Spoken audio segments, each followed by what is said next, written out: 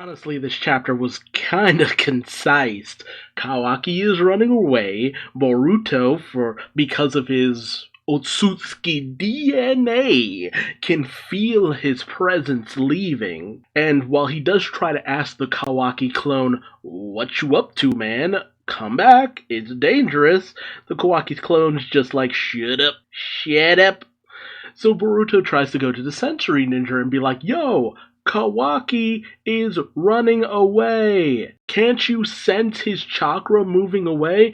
And the dude's just like, "Yeah, don't try to lie to me, kid. I know you're both in that room there," which I don't know how I feel about someone knowing exactly where I am at any given time. Like, once you go and take a shit or something, it's just like, I sense you taking a shit. It's just like, ugh, no, no thank you. So Boruto honestly does the sensible thing and just goes to his dad. It's just like, "Dad, Kawaki is left. He ran off." And honestly, because I've heard other people be like, "Oh man, why doesn't he believe his son?" It's just like, really? Believe his son who has on multiple occasions disobeyed his father or has gone against what his father has had to say? Boruto is a troublemaker. Boruto is a Bart Simpson, just that he's not dumb like that. Not to mention, Naruto was a troublemaker too, so he knows the kind of things that a troublemaker would say. But it's not that he immediately dismisses him, though, too. I like the fact that he questions it, but then goes to check things out. He checks in with the Sentry Ninja, who says that, everybody is in the residence, and Boruto's like, "No, it's a shadow clone. It's a doppelganger. Kawaki is somehow erased his chakra, and he's already way outside of the village." And Naruto takes a moment, thinks about it for a second. I love those panels where you can visibly see the cogs turning in Naruto's head, where he's just like, Boruto could be lying, but I'm not stupid enough to not at least check and make sure something isn't going wrong. It's just like, dude, widen your range, have the other units assist you, notify Shikamaru, let's just double check on this one. And the Kawaki clone overhears everything and just disappears, and Kawaki immediately knows. It's just like, damn it, Boruto, snitches get stitches, which would be a thing if not for the fact that as soon as Kawaki looks behind him, he sees Code right on his tail, who immediately slaps onto Kawaki's back one of his markings that Code then uses to catch right back up with Kawaki. So it's easy to say that Kawaki is in the danger zone, and Naruto reasonably is just like, okay, Kawaki erased his chakra, but how? He's not that high leveled yet. That's the thing. That's why it's so hard to believe. Kawaki is a quick learn, but he hasn't shown skill that good. That's the thing that's throwing Naruto off. And even Boruto's like, I have no idea.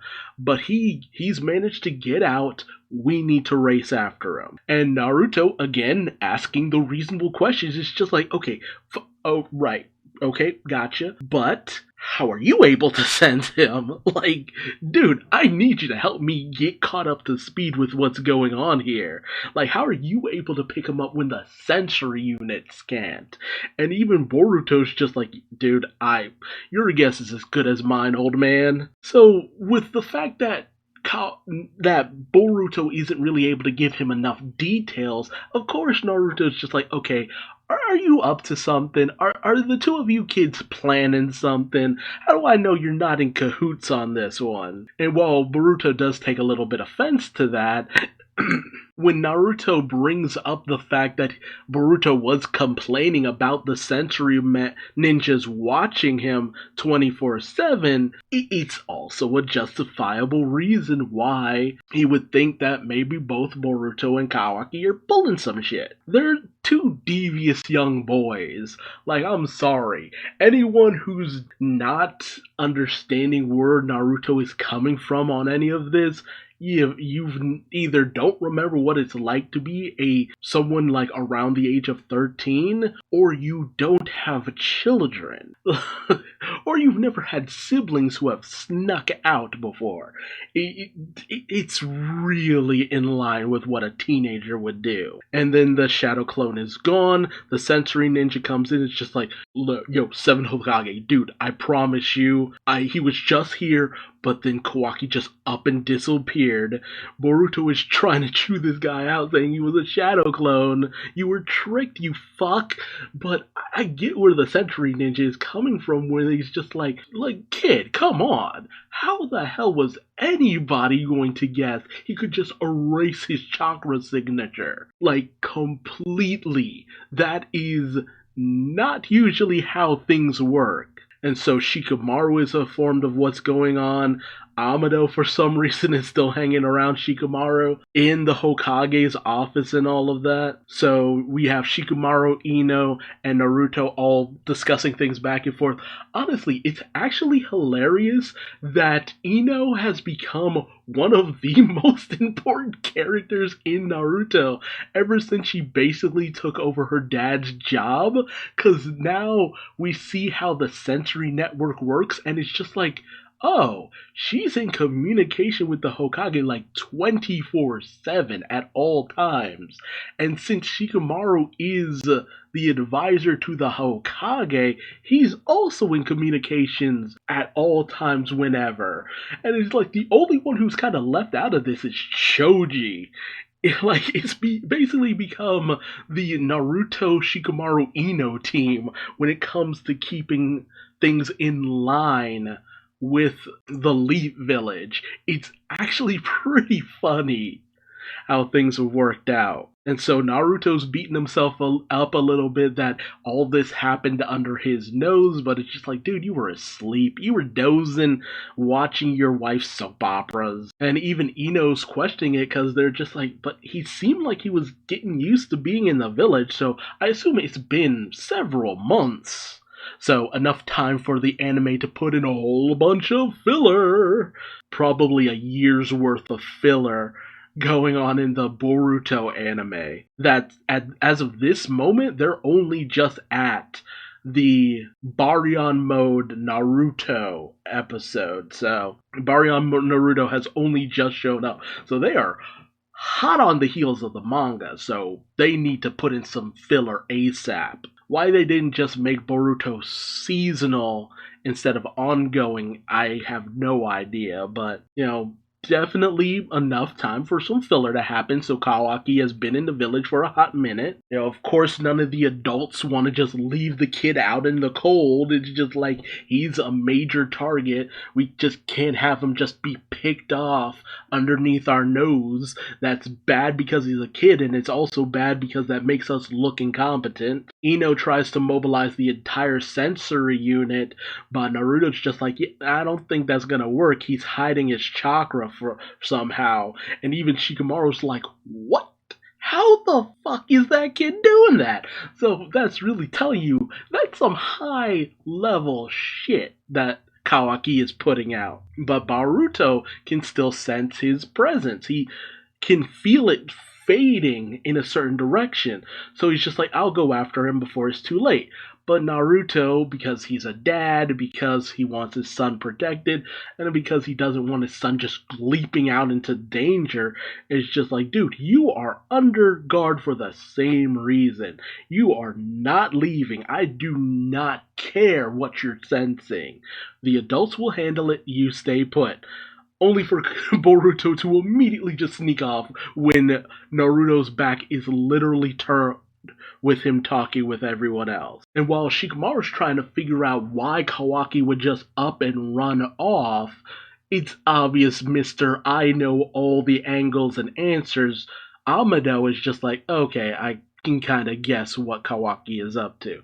Either that or he's concerned that his precious Kawaki, who he's had this weird interest in for a good long while now, is just out on his own doing God knows what. Meanwhile, Kawaki's kind of stopped dead in his tracks as he gets into a bit of a combative situation with Code. And, Ada makes it known, hey, don't damage the goods. While Code is trying to tell Kawaki, hey, I just want to have a chat. But Code is almost assaulted by a few attacks from Kawaki. And Code, does manage to get around them and questions, why did you leave the village, kid? You would have been safe there, even for a little while. Kawaki has basically come out to try to beg for the safety of the Leaf Village by saying, I'm the one that killed Ishiki, I'm the reason why he's dead, kill me, leave Konoha out of it. And Code's just like, that's why you did all of this. Really? And then he just starts laying into Kawaki. It's like, look man, I'm killing the 4 people who I find responsible for Ishiki's death, which technically would mean that he's after Kawaki too, because it's like Naruto, Sasuke, Boruto, Kawaki, that's the 4 people, but Code takes a specific offense to the fact that Kawaki, who was a former vessel of Ishiki, is just groveling on the ground. He's especially pissed about that. But he also lets Kawaki know, after beating the shit out of him, dude, I already know everything that happened. I know the whole story, how he died, all the gritty details. My plan?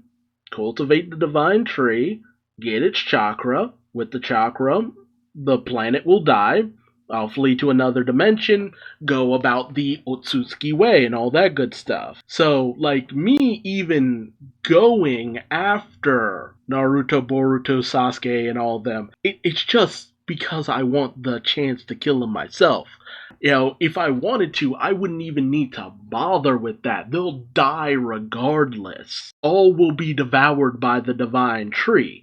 Everyone will die.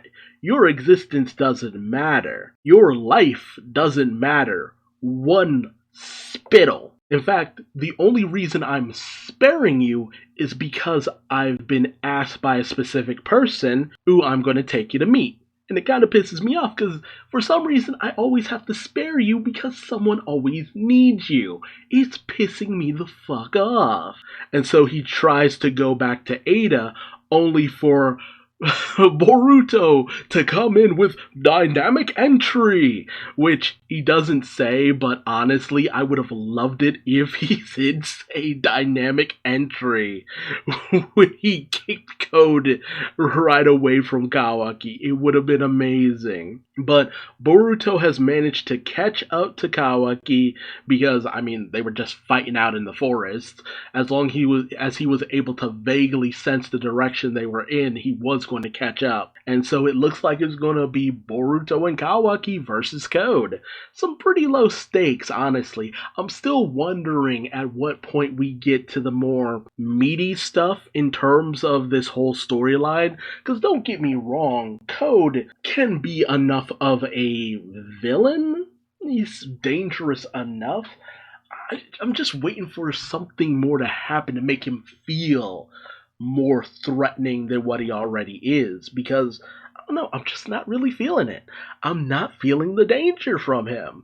I need that danger zone. Make me really start to worry about Code and his machinations, because right now he seems no more intimidating than maybe, I want to say maybe Obito at his earliest, without all the additions that he got later down the line, with just his eye abilities and all that. That's as dangerous as he feels, but even then he just doesn't feel as dangerous as that.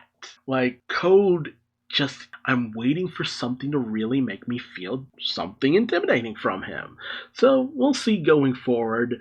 Will all of the adults manage to catch up to Boruto? Because that was his plan. They'll be able to at least sense where he's at and come after him. So he's actually playing it pretty safe in the fact that they'll be able to figure out where he is. That way they'll catch up to both him and Kawaki, although they'll probably be on even stricter lockdown because of all of this. So tell me your thoughts and theories in the comment section below.